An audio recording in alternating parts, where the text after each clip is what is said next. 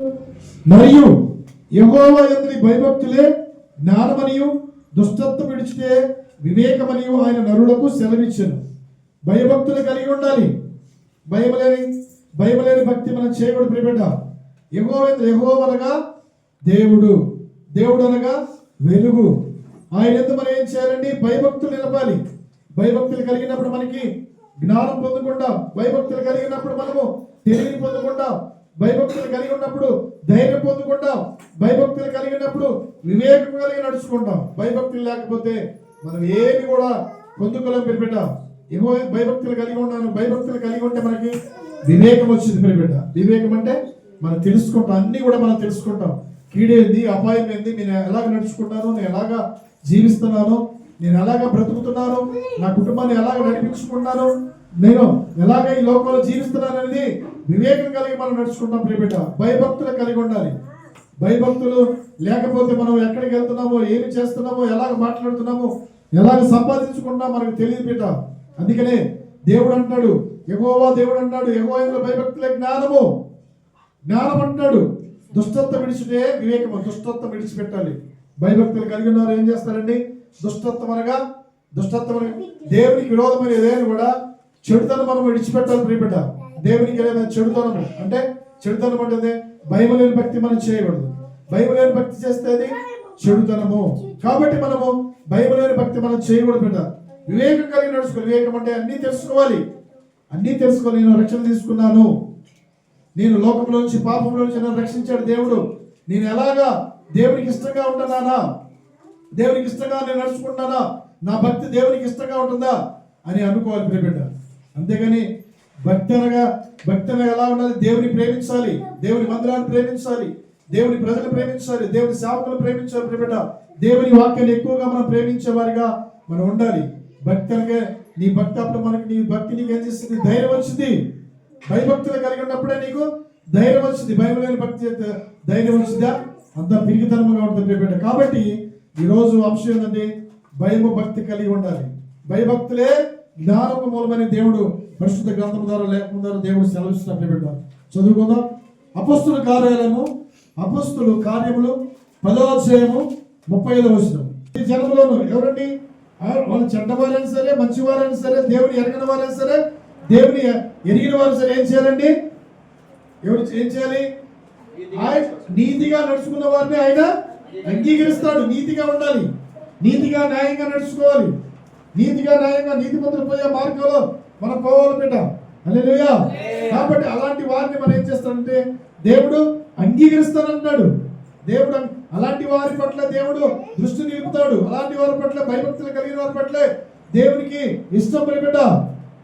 ప్రతి జన్మలోను, ప్రతి రాష్ట్రంలోను, ప్రతి దేశంలోను, ప్రతి ప్రాంతంలోనూ ఎవరైతే దేవుని అంగీకరిస్తారో, దేవుని యొక్క భయభక్తులు కలిగి ఉంటేవారు అలాంటి వారిని నేను అంగీకరిస్తానంటాడు దేవుడు. దేవుడు అంగీకరిస్తే ఎంత గొప్ప ధన్యత. దేవుడు అంగీకరించాలి. మనుషులు అంగీకరించకపోయినా ఏం కాదు, మనుషులు పొగడపోయినా ఏం కాదు, మనుషులు ప్రేమించకపోయినా ఏం కాదు, కానీ నిన్ను దేవుడు అంగీకరించి నిన్ను దేవుడు ప్రేమిస్తే నీ జీవితం, నీ కుటుంబం ఎంత ధన్యకరంగా ఉంటుందో తెలుసా? నీకు ఎంత మేలుకరంగా ఉంటుందో తెలుసా? అంతేగాని మనుషులు పొగడతలు కాదు, మనుషులు ప్రేమ కాదు. మనుషులు ఈ రోజు పొగుడతారు, రేపేం చేస్తారు? మనల్ని ద్వేషిస్తారు. ఈ రోజు ప్రేమిస్తారు, రేపేం చేస్తారు? మనల్ని విడిచిపెడతారు తెలుసా? మనుషుల ప్రేమ మనకొద్దు. దేవుని యందు భయభక్తులు కలిగి మనం ఉన్నప్పుడు ఆయన మనల్ని అంగీకరిస్తాడు ప్రియబిడ్డ. ఆయన మనం ప్రేమిస్తాడు, మనం ఆదరిస్తాడు. అందుకని నీవు దేవుని యందు భయభక్తులు కలిగి నీవు ఉండాలి ప్రియబిడ్డ. హల్లెలూయా, హల్లెలూయా, హల్లెలూయా. అనే వాక్యం చదువుకొని దేవుని నామానికి మహిమ తెచ్చుకుందాం. హల్లెలూయా, హల్లెలూయా, హల్లెలూయా. చదువుదాం. జకర్యా 8:11 వచనం. శాపసతమై ఉండును, అలాగే నేను అన్ని జనుల చేత తృణీకరించబడ్డాను, అన్ని జనుల ద్వారా నేను అపహసించబడ్డాను. అన్య జనులు అంటే ఎవరండి? దేవుని ఎరగని వారు, దేవునిగా మహిమపరిచిన వారిని ఏమన్నారు? అన్య జనులు. కాబట్టి నేను అన్ని జనుల ద్వారా ఎలాగ అపహసించబడ్డానో మీరు అపహసించబడ్డా, మీరు ద్వేషించబడ్డా, మీరు దూషించబడ్డా ధైర్యం తెచ్చుకోండి. కృంగిపోవద్దు. నేను మిమ్మల్ని రక్షిస్తాను, మీ భయాలని నేను తొలగించి నేను రక్షిస్తాను, మిమ్మల్ని ఆశీర్వదిస్తానని దేవుడు మీకు అభయమిస్తున్నాడు ఈరోజు జకర్యా 8:13 ద్వారా. నువ్వు భయపడవద్దు, నీకు భయపడద్దు, నీకు మంచి గతి నీకు ఎలా ఉంటుందో తెలుసా ముందున్నది. నువ్వు భయపడద్దు, నేను నిన్ను రక్షిస్తాను, నేను నిన్ను కాపాడుతాను, నేను నిన్ను ఆశీర్వదిస్తాను. నన్ను స్తుతించు, నన్ను వెంబడించు, నన్ను ప్రేమించు, నాకుగా ప్రేమించని దేవుడు శ్రమిస్తున్న ప్రేమిట. అన్ని జనులు అపహసించారు యేసయ్య ప్రేమ. యేసయ్యని సిలువలో నలిగి వేలాడుతున్నప్పుడు ఆయన ఏమన్నారు తెలుసా? నీవు దేవుని కుమారుడు అయితే సిలువ నుంచి దిగిరా, నువ్వు దేవుని కుమారుడు అయితే నిన్ను నువ్వు రక్షించుకోలేడా? ఆయన రక్షించుకుంటాడు. అది లేఖనంలో నెరవేర్పు కాదు కదా. లేఖనంలో ఆయన చనిపోవాలి, 2 దినాలు సమాధిలో ఉంచబడాలి, 3వ దినం తిరిగి లేవాలి, ఆయన ఆరాధించబడాలి. ఆయన ఆరాధనకి ఏకుడు స్తుతికి పాత్రుడు కాబట్టి లేఖనం నెరవేరాలి. కాబట్టి ఎన్ని జరగాలి? ప్రియ దేవులారా, అన్ని జనులే అపహసించారు, నిన్ను నన్ను అపహసించబడ్డా, ద్వేషించబడ్డా, నిందల మోపిన, చెడ్డ మాటలు పలికిన నువ్వు భయపడద్దు, నీవు భయపడొద్దని దేవుడు పరిశుద్ధ గ్రంథంలో 66 పుస్తకాల్లో 366 సార్లు లిఖించబడదు. ప్రియబిడ్డ, నువ్వు దేని విషయంలో భయపడుతున్నావు? నిన్ను నీవే వివేకం కలిగి నడుచుకో. దేవుని ఎదుట వివేకం కలిగి నడుచుకో ప్రియబిడ్డ. నీ భక్తి నీకు ధైర్యం పుట్టించింది, నీ భక్తి నిన్ను సర్వసత్యంలో నడిపించింది ప్రియబిడ్డ. అందుకనే భయభక్తులు కలిగి దేవుని మార్గంలో నడుచుకోవాలి. హల్లెలూయా, హల్లెలూయా, హల్లెలూయా. చదువుకుందాం. ఆదికాండము 22వ అధ్యాయము 12వ వచనం వాగ్దానం ఇస్తున్నాడండి. ప్రియ దేవుని పిల్లలారా, యేసు రక్తంలో కడగబడిన సొంతైన పిల్లలారా, వినండి. దేవుడు అబ్రాహాము పట్ల ఎవరి సాక్ష్యం ఇస్తున్నాడు? బలమైన సాక్ష్యం ఇస్తున్నాడు. ఏమన్నారు? నీవు ఒక్కగానొక కుమారుని నీవు నా కీటకు వెనుతీయలేదు కాబట్టి నీవు ఇందు మూలంలో నాకు తెలియపరచబడుతుంది. ఇందు మూలంలో నాకు వెనుక తీయలేదు కాబట్టి ఇందు మూలంలో నీవు నాకు భయపడవాడమని నాకు తెలియపరుస్తుంది. దేవుడు సాక్ష్యం ఇచ్చాడు. ప్రియబిడ్డ, నీవు దేవునికి భయపడుతున్నావా? దేవుని దాసులకి లోపడుతున్నావా? దేవుని దాసులకి లోపడి నువ్వు నడుచుకుంటున్నావా? దేవుడు నీ పట్ల సాక్ష్యం ఇస్తున్నారా? దేవుడు సంఘంలో నీ పట్ల సాక్ష్యం ఇస్తున్నారా? వివేకము కలిగి నడుచుకో, వివేకము కలిగి ప్రవర్తించు.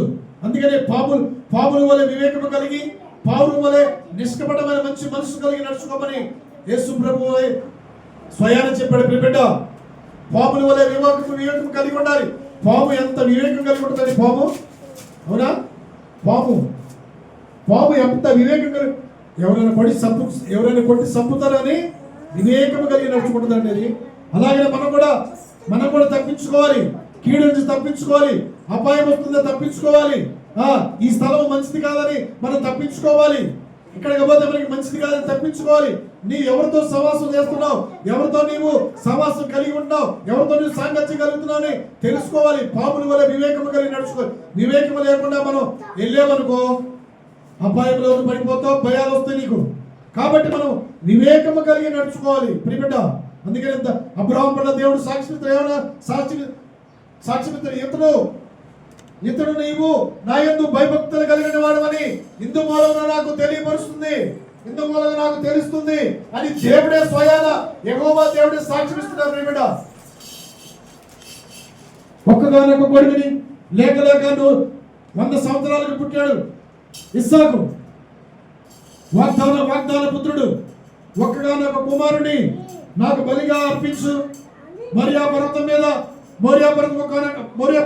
మోరియా దేశంలోనికి, ఆ పర్వతంలో చూపించు పర్వతంలోకి వెళ్ళు, అక్కడ నీ కుమారుడు నాకు బలిగా అర్పించాలి అన్నప్పుడు అబ్రాహాము వెనక్కి తీయలేదండి. అబ్రాహాము వెనక్కి తీశాడా? అబ్రాహాము తన కుమారుని వెంట పెట్టుకొని వచ్చాడు. మోరియా పర్వతం మీదకి వచ్చాడు. మోరియా పర్వతం మీద ఒకనొక కొండపై ఆయన బలి అర్పించుటకు సిద్ధపరిచాడు. ప్రియ దేవుని బిడ్డలారా, సిద్ధపరిచినప్పుడు కుమారుడు అడుగుతున్న తండ్రి బలికి కట్టెలు ఉన్నావు కానీ కట్టెలు బలికి కట్టెలు ఉన్నాయి కానీ గొర్రె పిల్ల ఎక్కడ?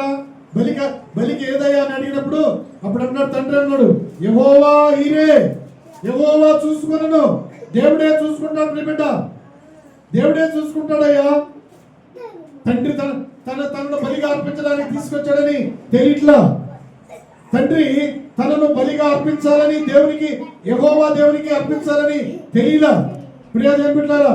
అందుకనే దేవుడు అబ్రాహాముకి ఇచ్చిన మాట తూచా తప్పకుండా విని ఆ యొక్క మోరియా పర్వతం మీద బలి అర్పించడానికి తీసుకుని వచ్చాడు.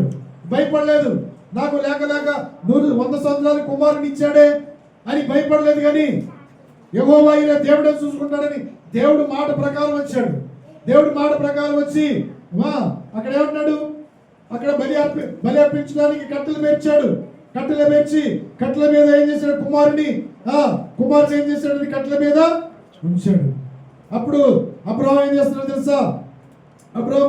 అబ్రాహాము యెహోవా దూత పరలోకం అబ్రామా అని అతనికి అందుకు చిత్త ప్రభు అని. అప్పుడు ఆయన చిన్నవారి మీద చేయి వేయకము, అతన్ని ఏమి చేయకము, నీకు ఒక్కడై ఉన్న నీ కుమారుని నాకియ్యమని తెలియలేదు కనుక నీవు దేవునికి భయపడేవాడని ఇందు మూలన నాకు కనపడుచున్నది. హల్లెలూయా, హల్లెలూయా. నేను తెలియలేదు. కట్టెల పేర్చాడు. కత్తి తీసుకొని ఎత్తాడు ఇస్సాకుని వధించడానికి. అప్పుడు దేవుడు అంటాడు, అబ్రహామా నీవు ఒక్కగానొక్క కొడుకు నాకు ఇవ్వడానికి అని తెలియలేదు. దేవుడు చెప్పిన మాటకి భయపడిపోయాడండి. దేవుడు చెప్పిన మాటకి లోపడ్డాడు.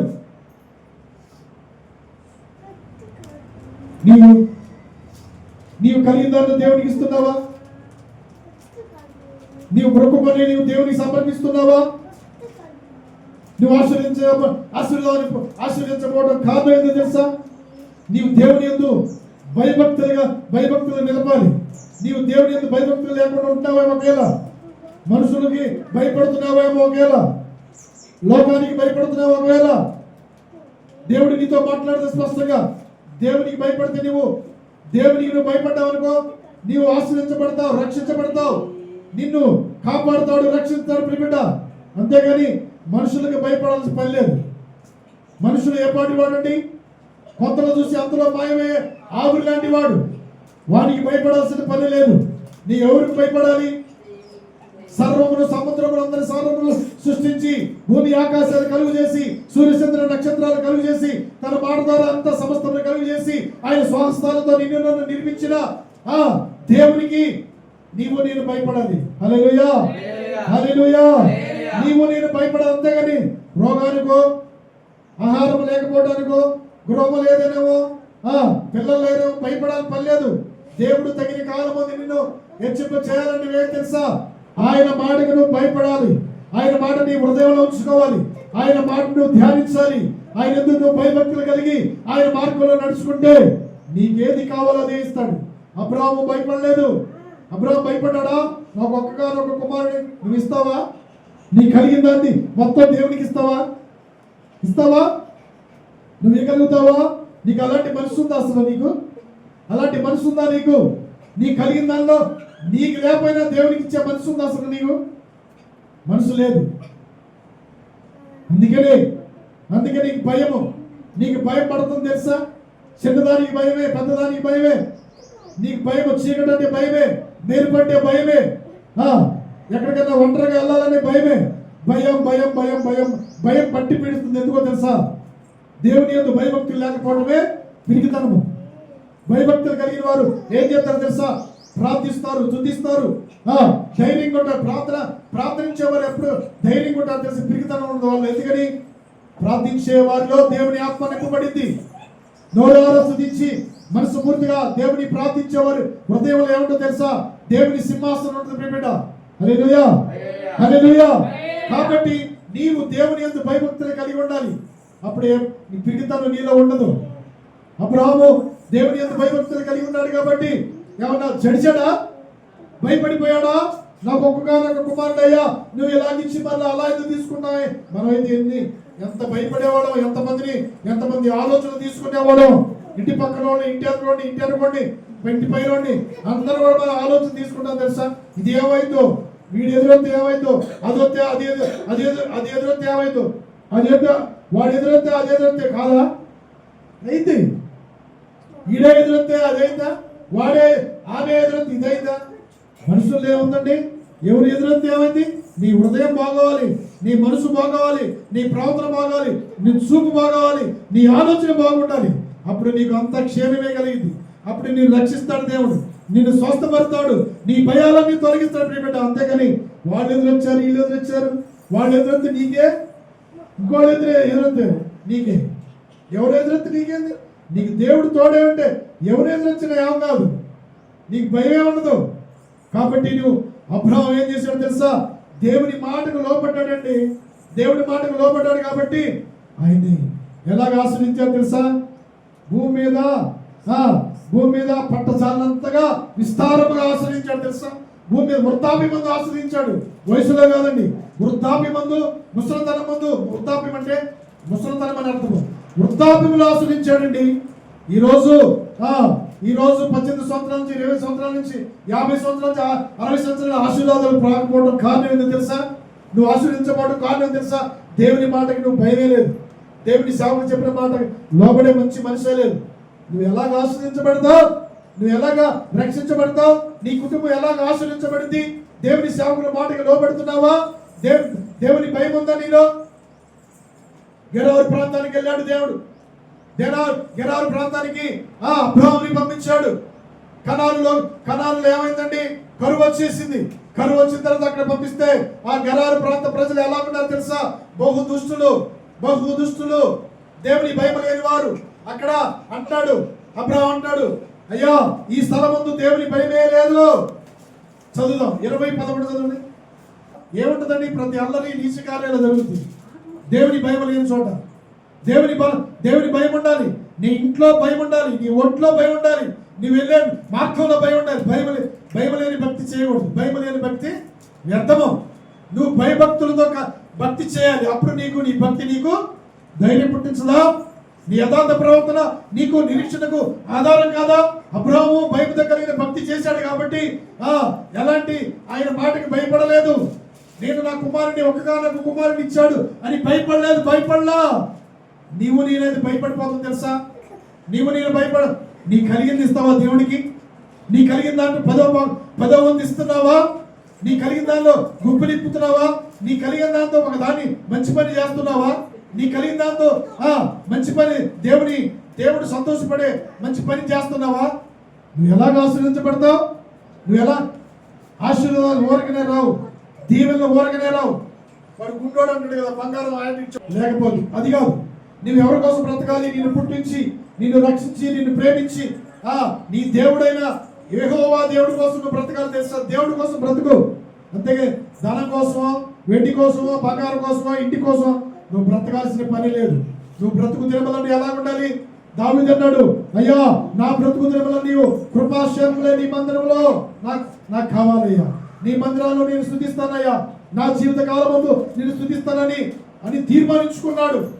అలాగే నువ్వు తీర్మానించుకుంటే నువ్వు రక్షించబడతావు, నువ్వు ఆశీర్వించబడతావు ప్రియబిడ్డ. అలాగనే అబ్రహాము తీర్మానించుకున్నాడు. అబ్రహాము తీర్మానించుకుని ఏం చేశాడండి? బలి కూడా తన కుమారుని బలి వెనకాల వచ్చాడు. దేవుడు చెప్పిన మాట ప్రకారము అన్ని సిద్ధం చేశాడు. కత్తెత్తాడు. కత్తెత్తినప్పుడు అబ్రహామా ఇందు మూలముగా నాకు తెలియపరుస్తుందంటే ఏంటో తెలుసా? నీవు నా మాట విన్నావు, నీవు నా మాటకు లోపడ్డావు, నువ్వు నా గద్దెంపుకు లోపడ్డావు, నా మాట నీ హృదయం ఉంచుకున్నావు కాబట్టి, నా మాట విన్నావు కాబట్టి నిన్ను అంగీకరిస్తున్నాను. నిన్ను అంగీకరిస్తున్నాను. నిన్ను ఆశ్రయిస్తున్నాను. నేను ఆశ్రయిస్తే ఎలాగ ఆశ్రయించారు తెలుసా? భూమి పట్టజాలంతా కూడా ఆశ్రయించబడ్డాడు తెలుసా? గొడ్లు, గొర్రెలు, దాసదాసీలు, వెండి, బంగారం అంతగా ఆశ్రయించబడ్డాడు. ఎప్పుడుంటే ఆయన మాటకి లోపడ్డప్పుడు, ఆయన మాటకి భయపడ్డప్పుడు నువ్వు భయపడాలి, దేవునికి భయపడాలి. నీ లోపాలు సరి చేసుకో. ఈరోజు మాట్లాడు, అయ్యా నేను ఆశ్రయించబోవడం కారణం, నాలో లోపాలు ఉన్నాయి కారణం, నా కుటుంబం ఇంత వేదనలో పడిపోవడం కారణం. నేను నీ దగ్గర మేలు పొందుకోకపోవడం కారణం నేను నీ మాటకు భయపడతలేదయ్యా, నీ సేవకుల మాటకు లోపెడతలేదయ్యా, అయ్యా నన్ను క్షమించయ్యా అని ఈరోజు నువ్వు అడగలుగుతావా? ఈరోజు నువ్వు అడగలిగితే ఈ రోజున అయ్యా నేను నా మూర్ఖత ఆత్మను నేను వదిలిపెడతానయ్యా, నా మూర్ఖత వలన నేను నా కుటుంబాన్ని నాకు నువ్వు ఇచ్చే ఆశీర్వాదాలు నేను పొందుకోలేకపోతే నాలో ఉన్న మూర్ఖత ఆత్మ, నాలో ఉన్న అహంకారమైన ఆత్మ, నాలో ఉన్న ఘనమైన ఆత్మ నేను విడిచిపెడతానని లోబడు. అబ్రాహాము ఎలాగ ఆశ్రయించబడతావో నీవు ఆశ్రయించబడితే చూస్తావు. ఎలా ఆశ్రయించబడవని నీవు నేను అందరూ కన్నులారా చూస్తాం ప్రేమిట. అబ్రాహాము దేవుని మాటకి విధేయుడై ఉన్నాడు కాబట్టి అబ్రాహాము ఆశ్రయించబడ్డాడు. ఇందువలన అబ్రాహామా నీవు నాకు భయపడేవాడని దేవుడే సాక్ష్యం ఇస్తే ఈ మనుషులు సాక్ష్యం ఇచ్చాల్సిన పని ఉందా? ఎవరు సాక్ష్యం ఇచ్చాల్సిన పని లేదు. దేవుడు సాక్ష్యం నీ పట్ల నీవు దేవుని యందు భయభక్తులు కలిగిన కుటుంబము, దేవుని యందు భయభక్తులు కలిగిన దానివి, దేవుని యందు భయభక్తులు కలవాడమని దేవుడు సాక్ష్యం ఇస్తే ఇంకా ధన్యత ఏది లేదు. హల్లెలూయా, హల్లెలూయా.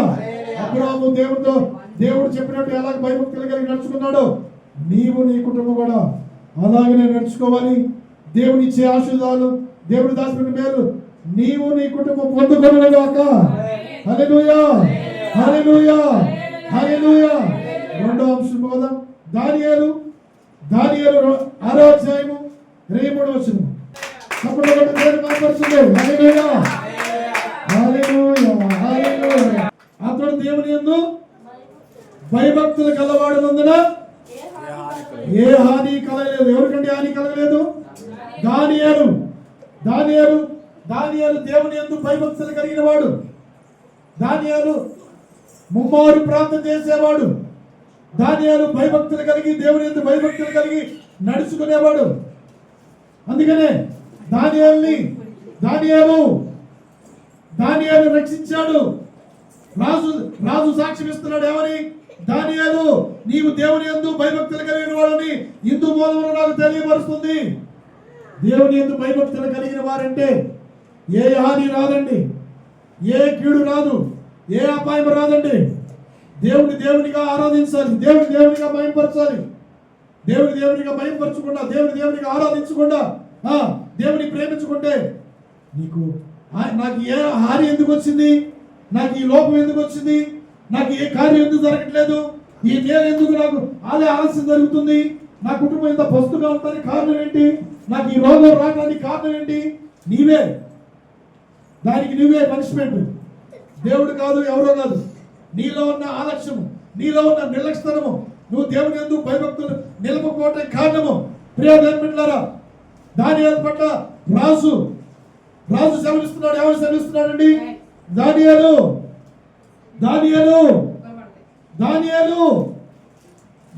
నువ్వు దేవుని యందు భయభక్తులు కలవాడాలి. నాకు తెలిసిన ఇంత మూలంగా, అందుకని నీకు ఏ హాని కలగలేదయ్యా. దానియేలు సింహాలు బోన్లు వేశారు. దానియేలు సింహాలు బోన్లు వేసిన తర్వాత సింహాలు ఏం చేసినాయండి? దానియేలు ఎదుట సాగిలు పడ్డాయి. ఎందుకని? దానియేలులో పరిశుద్ధాత్మ ఉంది, దానియేలులో ప్రార్థనాత్మ ఉంది, దానియేలులో దేవుని యందు భయభక్తులు కలిగిన ఆత్మ ఉండబట్టి, అందుకనే దేవుని ఆత్మతో ఎందరైతే నడిపించబడతారో వారు దేవుని పిల్లలకు అధికారం ఉందని రోమాపత్రిక 8:14 కాబట్టి నీవు దేవుని యందు భయభక్తులు కలిగి ఆయన ఆత్మతో నడిపించబడితే నీకు ఏ హాని కూడా లేదు. నాకెవరు హాని చేస్తున్నారు, నాకెవరు కీడు చేస్తున్నారు, నాకెవరు అపాయం తలపెడుతున్నారు, నా మీద కుట్రాలు పొందుతున్నారు, నా మీద సాడి చెబుతున్నారు, నా మీద కొండలు చెప్తున్నారని ఎవరో తెలుసా? భయపడేవారు. దేవుని యందు భయభక్తులు లేని వారు భయపడుతుంటారంట. నువ్వు దేవుని యందు భయభక్తులు కలిగి ఉంటే నీకు హాని చేసేవారు ఎవరు అని వాక్యం లేదా? చదువుదాం. సామెతలు, నీవు దేవుని యందు భయభక్తులు కలిగి ఉంటే నీకు హాని ఎవరు చేస్తారు? నీకు హాని చేసేది ఎవరు ఉన్నారా? నీకు హాని చేసేవాడు ఎవరు లేరు. నువ్వే భయం లేదు కాబట్టి, భయం లేని భక్తి చేస్తున్నావు కాబట్టి నీకు భయం ఉందా? భయం ఉంటే నీకు ధైర్యం ఉంటుంది. భయం లేకపోతే నీకు ధైర్యం ఉంటుంది. 10 మందిలో 10 మంది కావాలి, నీకు ఒక 20 మంది కావాలి, అప్పుడు నీకు భయం పోద్ది. అది కాదు భయం. నువ్వు ఒంటరిగా ఉండి ప్రార్థన చేయి. ఒంటరిగా ఉండి ప్రార్థన చేస్తావా? నీకు 20 మంది కావాలా, 10 మంది కావాలా? నీకు సందడిగా ఉండాలా? అది కాదు. భయము లేని భక్తి చేయకూడదు. భయము లేని భక్తి దేవునికి అసహ్యం. సో భయము భక్తి గల నీకు హాని చేయవాడు ఎవడు? సామెతలు 3వ అధ్యాయము 30వ వచనం. గొడవలు, తగాదాలు, కలహము, కోపాలు ఊరకనే నీకు మనం హాని చేసేవాళ్ళమా? ఎవరికైనా హాని చేసేవాళ్ళమా? యేసుక్రీస్తుని నమ్ముకున్నారు, ఎవరికి హాని చేసేవారు కాదు. ఇక సర్వలోకంలో ఎవరు కూడా హాని చేయరు. నీకు హాని చేయని వారితో నీకు జగడాలు ఎందుకు? నీకు హాని చేయని వారితో నీకు ఎందుకు జగడాలు? ఎందుకు నీకు తగవులు? ఎందుకు నీకు కలహం? కావాలని సైతాను గాడు రేపుతోటే తెలుసా? కావాలని విశ్వాసాన్ని తొలగిపోవాలని మనుషులు ఏం చేస్తారు తెలుసా? మనసు పాడు చేస్తారు, భక్తిని పాడు చేస్తారు. అలాంటి వాళ్ళతో మనం ఏం జాగ్రత్తగా ఉండాలి. నీకు హాని చేయని వారితో నీకు జగడాలు ఎందుకు? నిర్నిమిత్తముగా జగడాలు ఎందుకు? ఊరకనే జగడాలు, ఊరకనే కలగాలు, ఊరకే హాని చేయని వారితో జగడాలు పెట్టుకోవచ్చా? నాకు హాని చేస్తున్నారే, నాకు అది ఎవరు ఇది చేస్తున్నారే, నాకు అది ఇది చేస్తున్నారే, నా మీద ఆలోచన చేస్తున్నారే, నా గురించి చెప్పుకుంటున్నారే, నా గురించి మాట్లాడు. నీ గురించి మాట్లాడు. ఎవరు మాట్లాడుకుంటారు? ఎవరు మాట్లాడరు. అలా కలిపిలేదు ఎవరు తెలుసా? అలాగా ప్రవర్తించేవారు కలిపిలే అవుతుంటారండి. నీ గురించి ఎవరు కలహాలు చెప్పుకోరు, నీ గురించి కొండలు ఎవరు చెప్పుకోరు, నీ గురించి ఎవరు కూడా చెడుగా చెప్పుకోరు. అలాగా ప్రవర్తించేవారు ఏం చేస్తారు? వాళ్ళు ఏం చేస్తారండి? గలిబిలి అవుతుంటారు, గాబరా పడుకుంటుంటారండి. అందుకనే నీకు హాని చేయని వారితో నిర్నిమిత్తంగా జగడాలొద్దు, కలహాలొద్దు, కలహాలు పెట్టుకో మాకు. దేవుడు చూస్తున్న ప్రేమిట దానియేలు అన్నాడు, దానియేలు నువ్వు దేవుని యందు భయభక్తులు కలిగిన వాడు కాబట్టి నీకు ఏ హాని కలగలేదయ్యా, నీకు దేవుడు ఏ హాని చేయలేదు.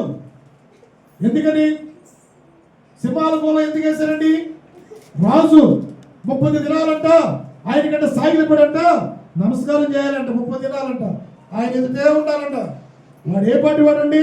మనుషుడు కొంతలో చూసి అంతలో మాయమేవే ఆవిరి లాంటి వాడు.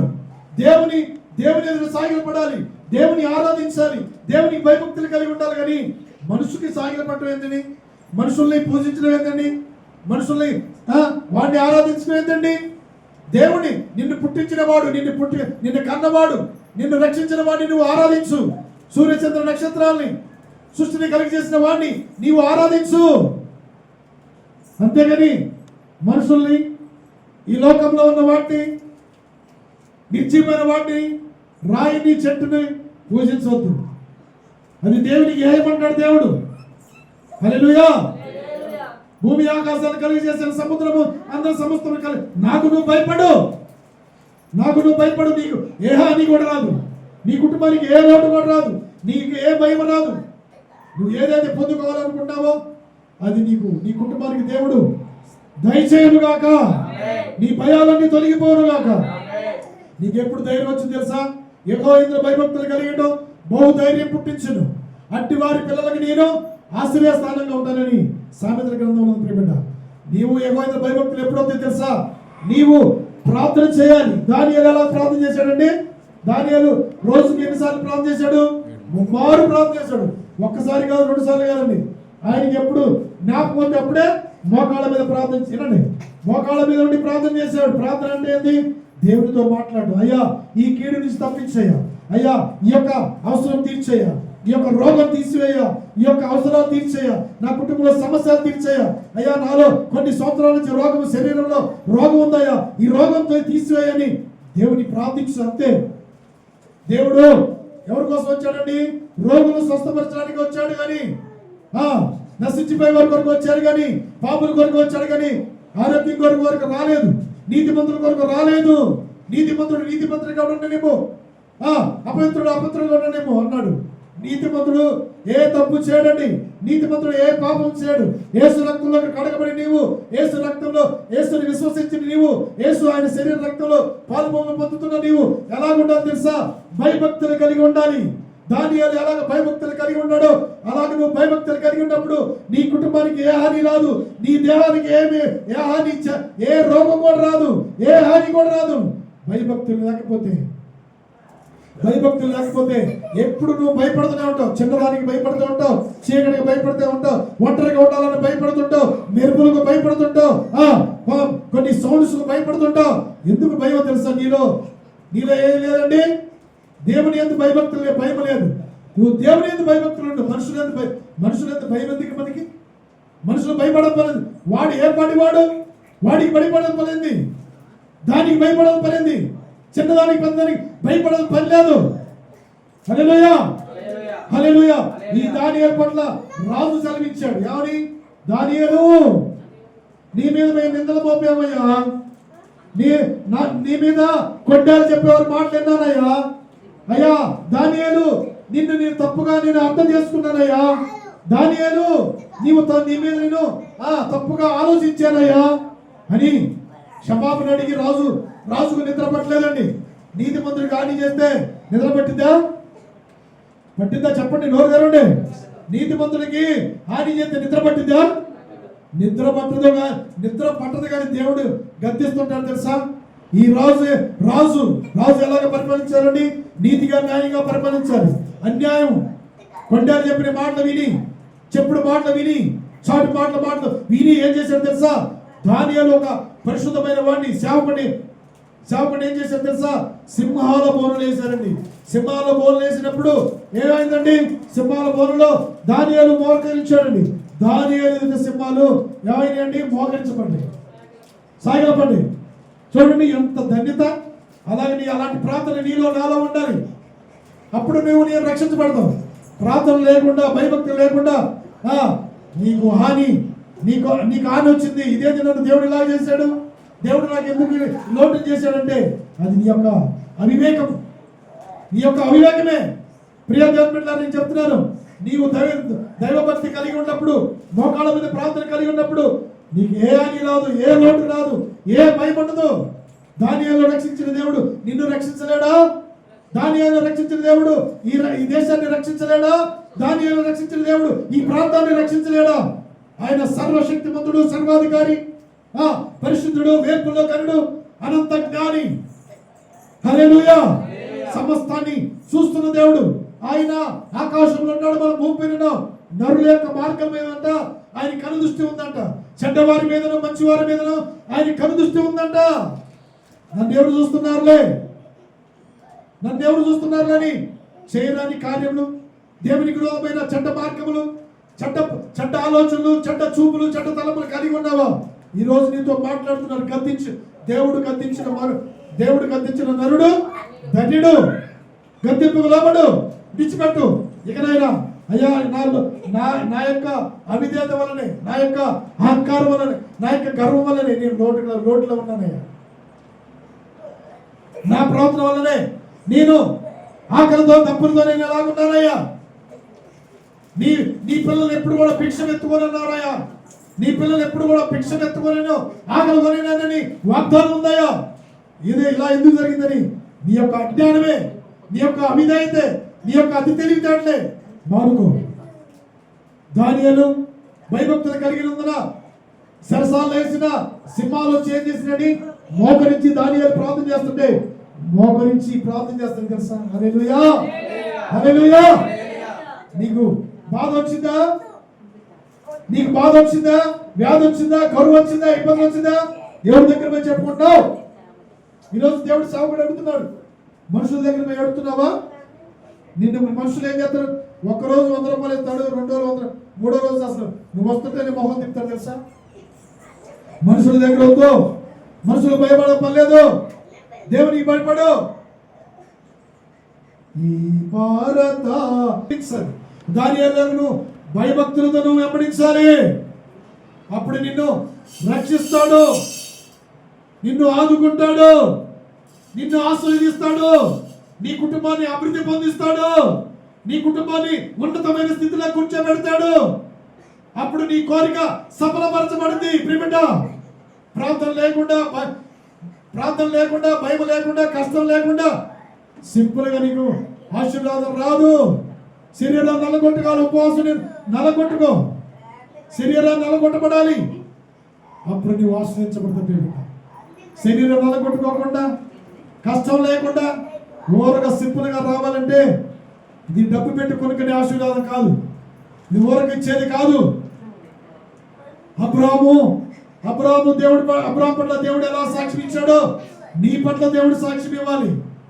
ప్రియ దేవుని బిడ్డ, హల్లెలూయా, హల్లెలూయా, హల్లెలూయా. దానియేలు పట్ల ఎలాగ దేవుడు సాక్ష్యం ఇచ్చాడో అలాగా నీ పట్ల దేవుడు సాక్ష్యం ఇవ్వాలి. హల్లెలూయా. నీ సాక్ష్యాన్ని కాపాడుకో. నీ ఆత్మీయ జీవితాన్ని కాపాడుకో. నీ ఇచ్చిన రక్షణ కాపాడుకో.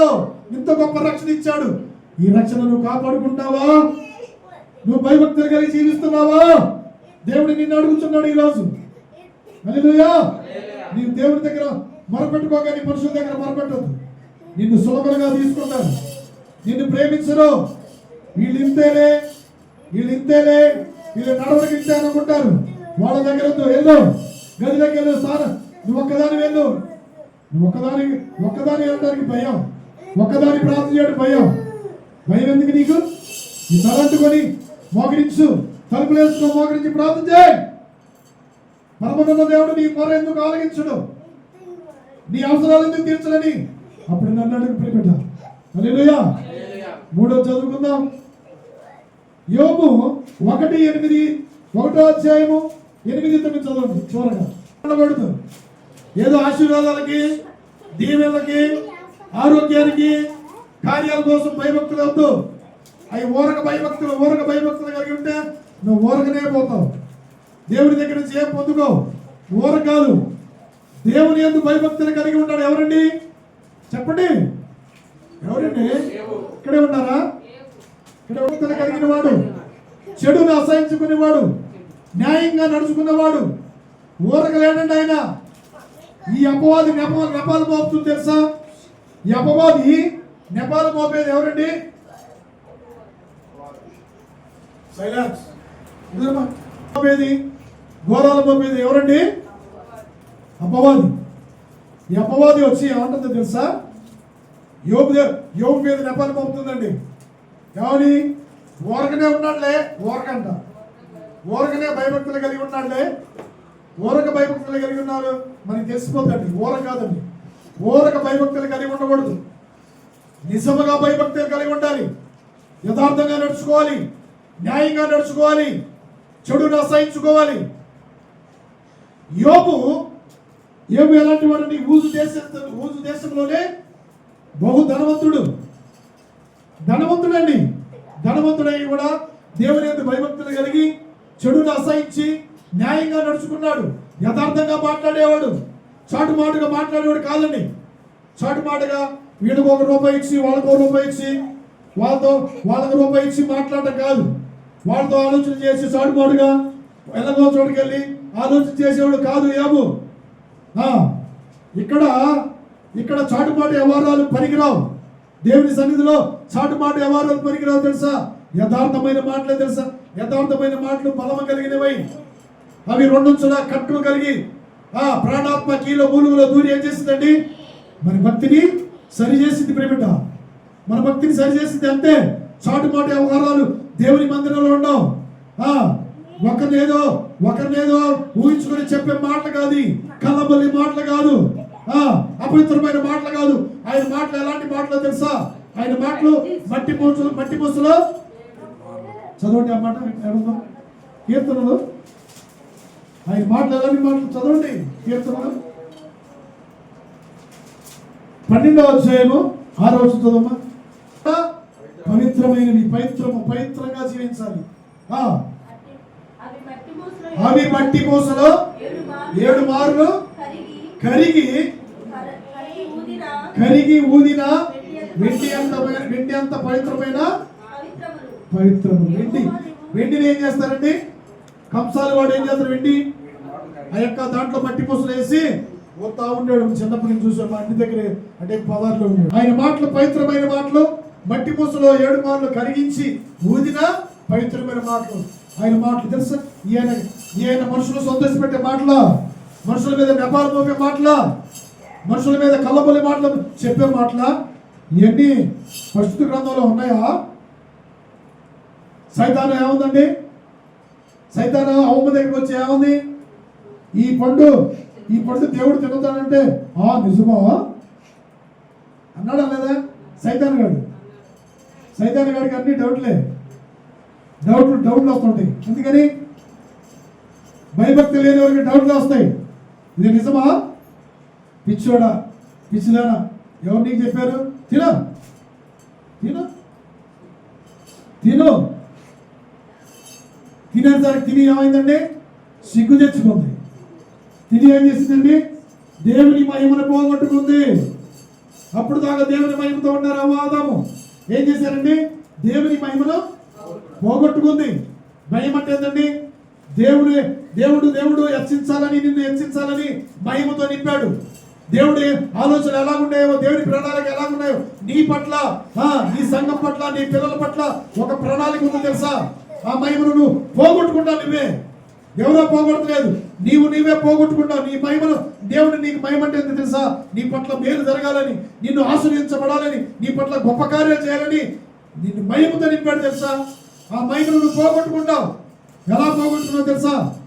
నువ్వు పాపము చూడని కూడా చూస్తూ, వెళ్ళకూడని చోటుకి వెళ్తూ, నువ్వు విడిచిపెడతలేదు కాబట్టి నువ్వు అందుకనే దేవుని మహిమను పోగొట్టుకుంటున్నావు. కాబట్టి దేవుని మహిమను పొందుకోవట్లేదు.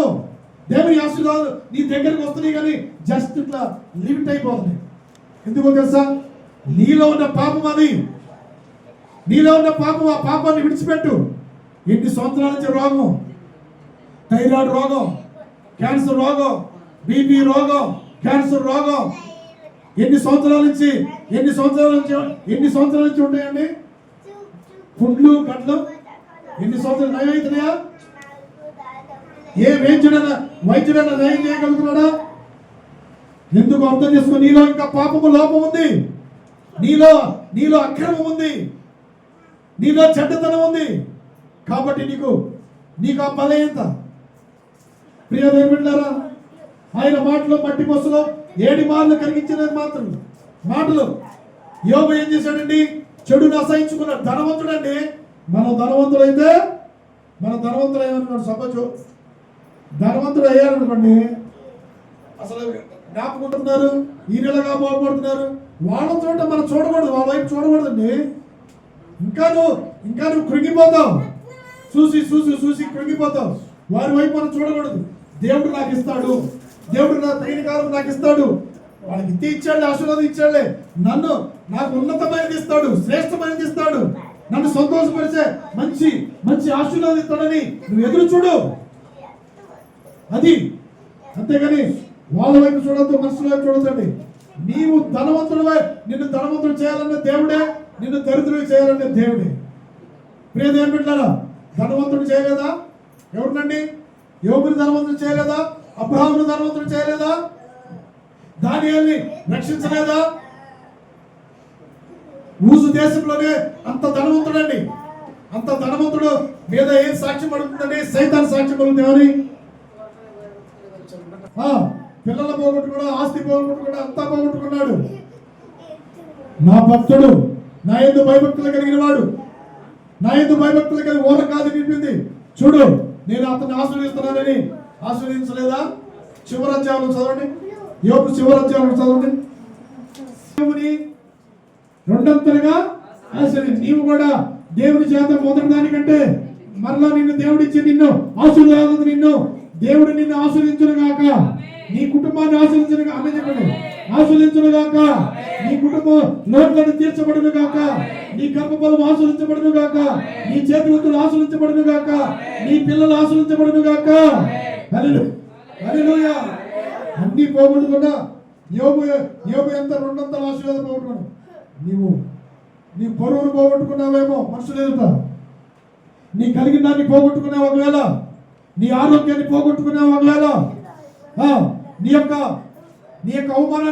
అవమానాన్ని భరించావు ఒకవేళ, నిన్ను దేవుడు సెలవిస్తున్న తన దాసుల ద్వారా నీవు మొదటి దానికంటే నీవు 200 ఆశీర్వాదము నీ కుటుంబానికి కలుగును గాక, నీవు 200 ఆశీర్వాదం పొందుకొనును గాక, నీ దేహానికి ఆరోగ్యం కలుగును గాక. మొదటి దానికంటే 200 ఆశీర్వాదము నీవు పొందుకొనును గాక. హల్లెలూయా, హల్లెలూయా. కాబట్టి దేవుని యందు నేను భయభక్తులు కలిగి ఉండాలి.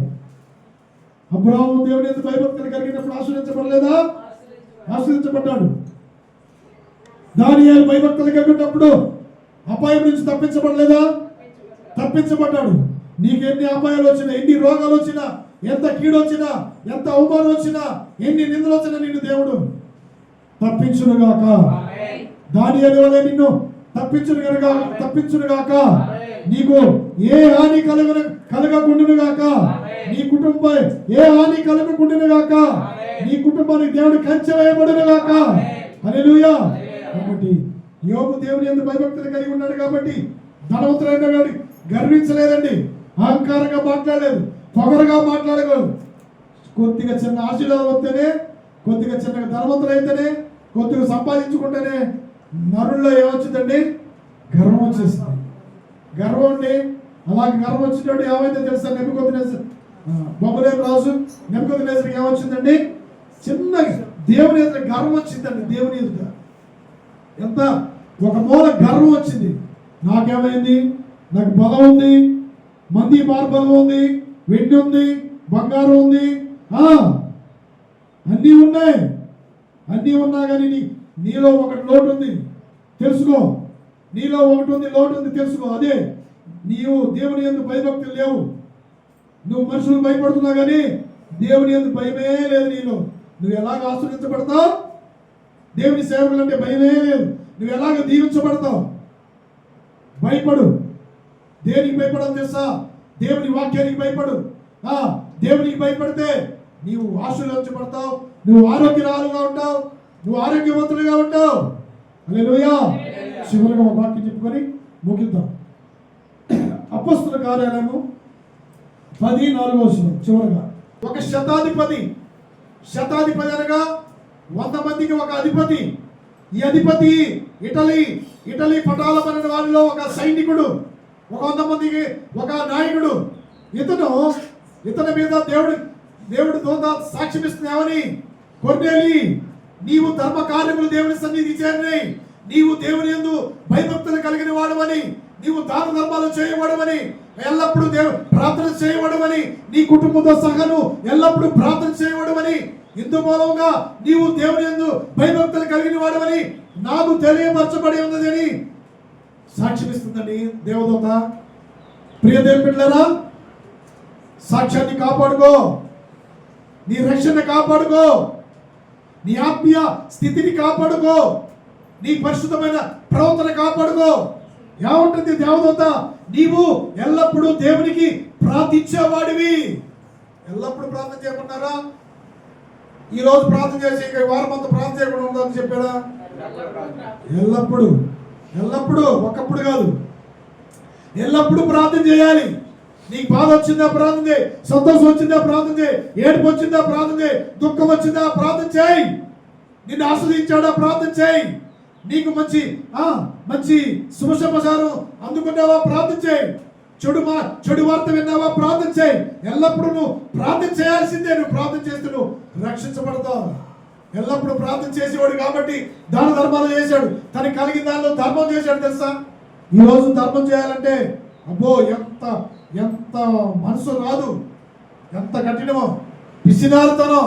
పిసినారితనానికి అధ్యక్షులు ఉన్నారా లేరా? ఈ లోకంలో ఉన్నారా లేరా?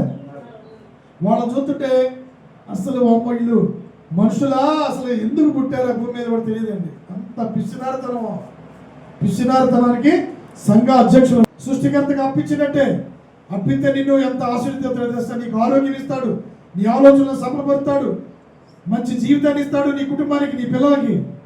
అది ఇవన్నీ ఏందో తెలుసా?